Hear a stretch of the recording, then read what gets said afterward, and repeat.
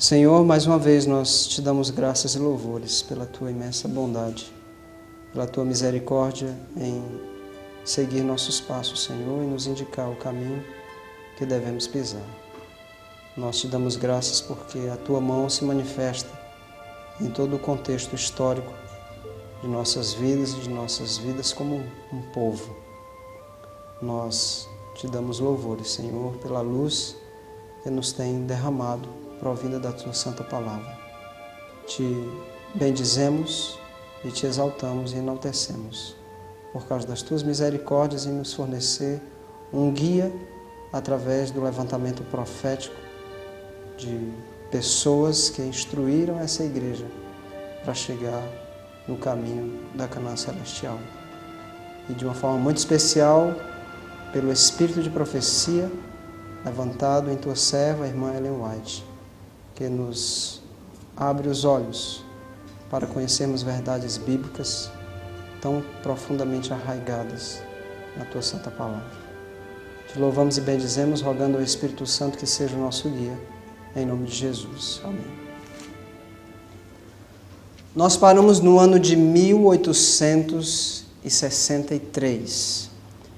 Este ano, indicamos na última vez, foi o ano em que a irmã Ellen Gold White recebeu uma série de visões dos céus, aonde nós, como um povo, através dessas visões, fomos instruídos na reforma de saúde. Tomamos como base o livro de 1 Coríntios, no capítulo 10, verso 31, aonde Deus nos ordena que tudo o que fizermos em termos de alimentação, em termos de consumo de bebidas e qualquer outra coisa que fizermos seja feito para o reflexo do caráter de Deus em nossas vidas.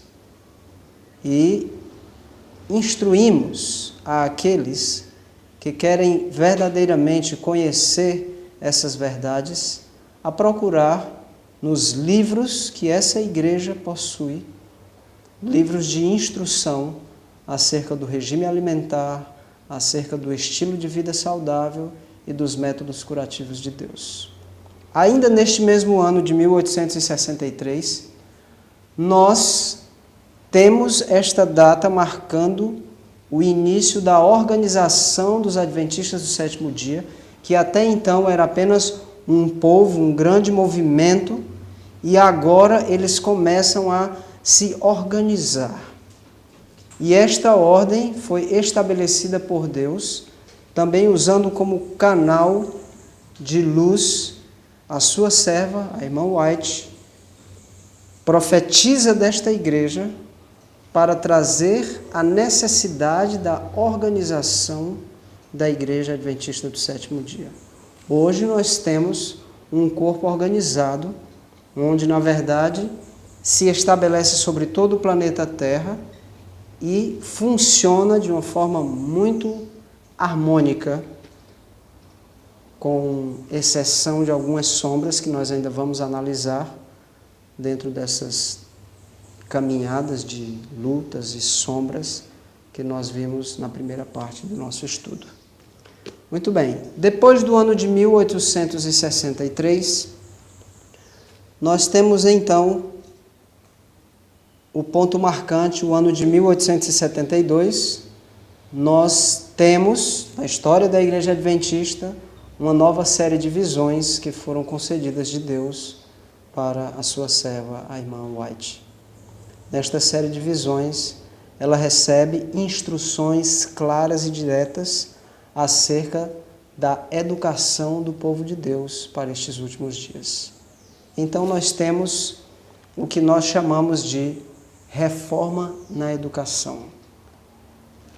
A serva do Senhor recebeu instruções sobre como estabelecer um sistema educacional que seria poderoso na reflexão do caráter de Deus sobre essa terra, que seria poderoso na formação de jovens como um exército para fazer avançar a última obra do Senhor sobre esta terra, que seria poderoso na formação de mentes pensantes e produtivas para a sociedade em todo o seu âmbito geral. E não é à toa que nós, hoje, como um povo, somos um grande sistema educacional sobre o planeta Terra. Mas eu gostaria de abrir um pequeno parênteses, que é um parêntese de sombra sobre toda a luz que nós recebemos dentro do contexto da educação. Infelizmente, hoje, o sistema educacional adventista sétimo dia não é cabeça do sistema educacional no mundo. Porque, como nós vimos na primeira série dos nossos estudos, a planta gera sombra porque ela está contraposta à luz. E você e eu sempre veremos sombras quando virarmos as costas para a luz. Infelizmente, no contexto da nossa história, costas foram dadas por muitos de nossos líderes para a luz torrencial que Deus derramou sobre a nossa igreja acerca da questão da educação. Nós tivemos problemas seríssimos por não acatarmos o posicionamento claro e simples que Deus deixou para nós como um povo dentro do tema da educação. Por exemplo, uma escola adventista do sétimo dia, ela jamais deveria possuir no seu campus uma quadra de futebol, ou uma quadra de basquetebol, ou qualquer ambiente que viesse a estimular as pessoas a se valerem de uma coisa chamada esporte competitivo. Não é compatível com o sistema educacional adventista esta espécie de visão. Infelizmente, o mundo inteiro possui essa visão e o povo de Deus, lamentavelmente, vira as costas para a luz que tem e passa a contemplar a sombra do mundo e fica pior do que a sombra, se você e eu não cuidarmos de dar vistas à luz que o Senhor Deus nos tem. Isto é apenas um exemplo, mas nós poderemos tratar de vários minutos aqui sobre esse tema, aonde a nossa educação, hoje considerada como a segunda melhor educação no mundo, infelizmente é a segunda, deveria ser a primeira. Vamos seguir o nosso tema. A serva do Senhor, ela tem uma citação que ela diz o seguinte: para que pais e mestres façam esta obra de dirigir, educar e desenvolver, eles devem compreender o caminho em que a criança deve andar. Isto abrange mais que o mero conhecimento de livros, envolve tudo quanto é bom, virtuoso, justo e santo. A Bíblia tem que ser a base da educação dos nossos filhos, dos seus filhos, dos meus filhos. Se a Bíblia não for a base da educação de nossos jovens, eles se tornarão apenas pessoas de conhecimento intelectual, talvez avantajado, mas nunca um conhecimento que abrange todo o parâmetro de educação que Deus quer para os seus filhos nesta terra hoje. A lei de Deus, que é santa, justa e boa, deve estar na base da educação do seu povo. Um povo sem lei não avança. Vamos agora dar um salto de 2 anos. Depois do ano de 1872, nós temos o ano de 1874. Vocês devem estar lembrados de que eu citei numa reunião onde Deus trouxe luz sobre a verdade do sábado. Havia um jovem, uma criança de 15 anos, que já aguardava o sábado antes da maioria dos pioneiros adventistas do sétimo dia guardarem. Devem lembrar também que eu citei o nome desse jovem, John Nevin Andrews. E esse jovem, no ano de 1874, já não era mais um jovem, já um senhor, com sua família. O irmão Andrews, ele foi convocado pela Igreja Adventista do Sétimo Dia, já possuindo este nome denominacional. Ele foi convocado para ser o primeiro missionário oficial.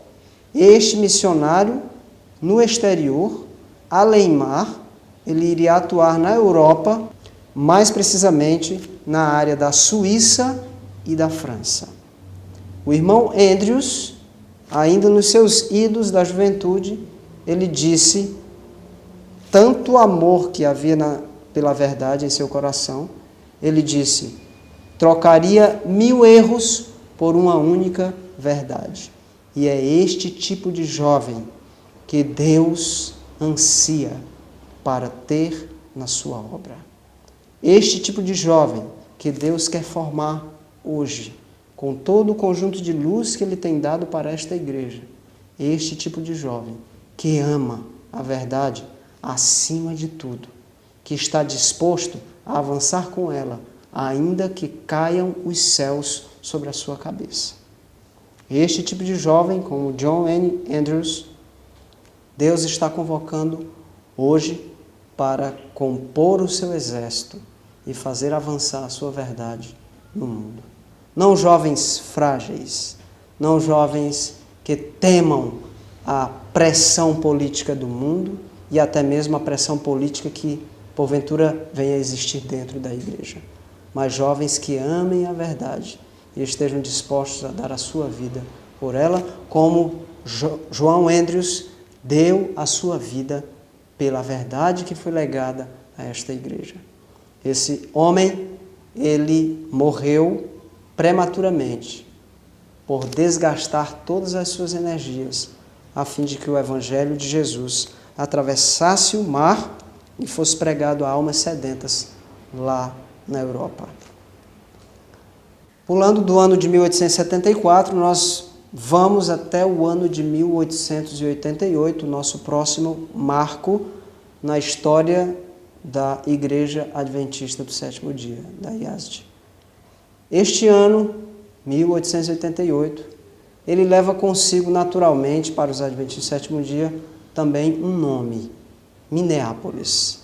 Minneapolis, 1888, traz consigo um peso de glória eterna sobre todo Adventista do Sétimo Dia que conhece a sua história. Se resume em uma frase: a mensagem da justificação pela fé. Mas vem uma pergunta: e por acaso não foi Lutero que trouxe esta mensagem? Foi Lutero que foi usado por Deus para avolumar, na sua época, o conteúdo desta mensagem que estava empoeirado, que estava desgastado pelo legalismo católico romano. Mas Lutero, ele não trouxe todo o ambiente de luz para dentro do meio protestante que Deus realmente queria que fosse trazido. Deus não tira você e eu de um quarto escuro, onde nós passamos 40 anos de nossa vida, e coloca de imediato na luz do meio-dia. Ele é misericordioso. Deus, ele traz a luz gradativamente. E ele começou na luz da mensagem da justificação pela fé, com os nossos reformadores, aonde Lutero teve o seu maior destaque, aonde estabeleceu-se o protestantismo, mas o protestantismo foi se aviltando, ao ponto de que de protestantismo não havia muita coisa, até que Deus levantou novamente um outro movimento, que foi o movimento adventista, que nós já analisamos na primeira sequência, e agora Deus traz, em 1888, luz torrencial acerca da mensagem da justificação pela fé. E o que é que esta mensagem diz para você e para mim? O apóstolo João, ele fala em uma de suas cartas que a fé é a vitória que vence o mundo. Até 1888, o mundo evangélico em geral havia recebido de seus pais, vamos dizer assim, uma informação de que a justiça de Cristo, ela cobria os nossos trapos de imundícia. Os nossos trapos de imundícia continuavam sobre nós em forma de pecado, e a justiça de Cristo, o que Ele fez no Calvário, cobria os nossos trapos de imundícia, a fim de que Deus, contemplando o pecador, não visse a sua sujeira, e unicamente o manto da justiça de Cristo fosse visualizado pelo pecador. A mensagem que foi trazida para a Igreja Adventista do Sétimo Dia nunca ensinou isso. Nunca admitiu dentro dela esta visão falsamente protestante, que na verdade é uma visão católica. E em 1888, Deus tornou esta visão correta mais clara. Ele levantou dois homens, Alonzo T. Jones e Elliot J. Wagner. E estes dois homens foram mensageiros de Deus, à semelhança, poderíamos dizer, de Caleb e Josué, como eles foram mensageiros de Deus para o povo de Israel, lá no deserto, para avançar e tomar dos gigantes a nova terra. Nós recebemos estes dois irmãos, dois pastores adventistas, trazendo uma mensagem de avançar perante um mundo que cria numa visão errada da justificação pela fé e avançarmos aceitando o poder de Deus para sermos totalmente obedientes, com uma perfeição de caráter conduzida e garantida pelo Senhor nosso Deus através do sangue de Jesus, através da fé no sangue eliminador de pecados de Cristo Jesus. Infelizmente, mais uma vez, muitos entre a nossa liderança viraram as costas para a luz. E novamente, sombras surgiram sobre a caminhada da Igreja Adventista do Sétimo Dia. Mas Deus tinha suscitado um profeta no meio do povo de Deus. E como está escrito, a promessa bíblica diz: onde não há profecia, o povo se corrompe. E nós podemos entender esta promessa também no oposto, aonde há profecia, aonde há um profeta, o povo não se corrompe. E Deus tinha um profeta no meio de Israel.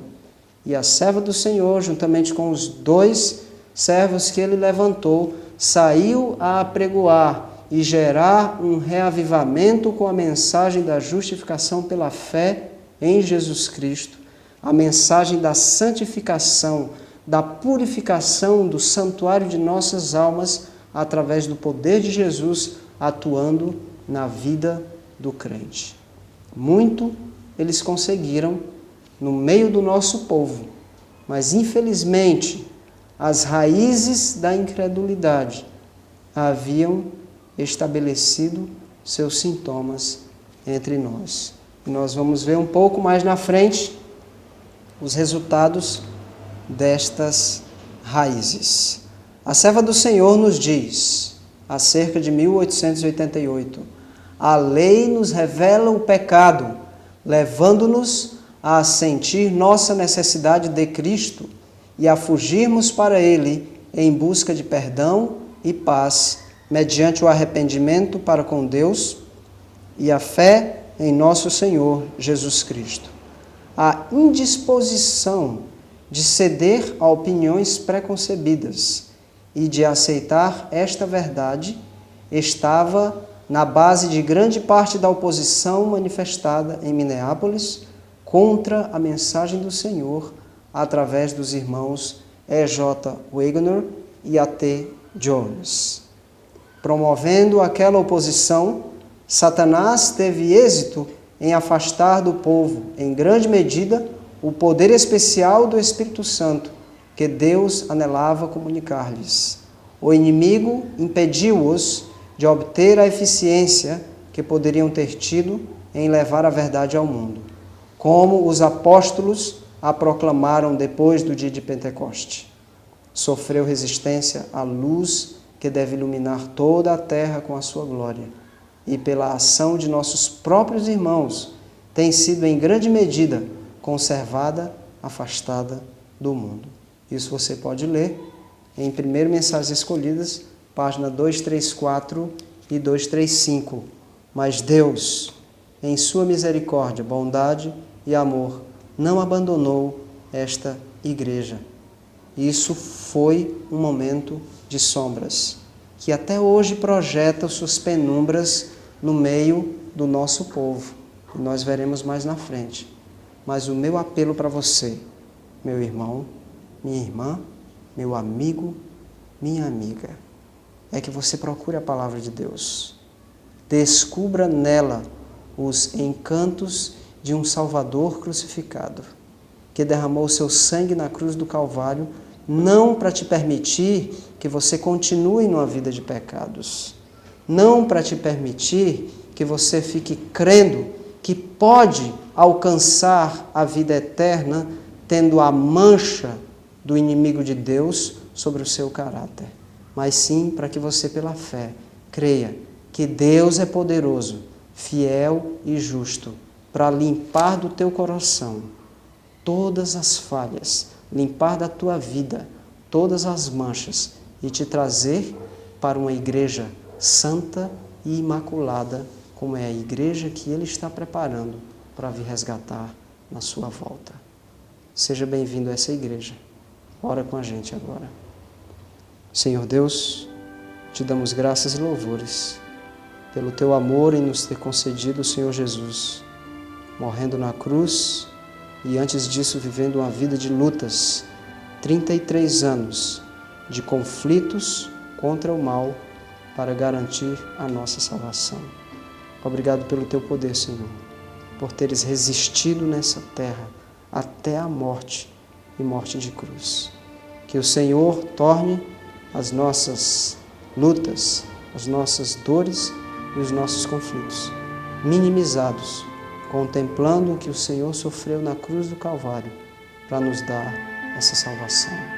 Que não seja considerado o pecado em nossas vidas como um amigo até a volta de Cristo.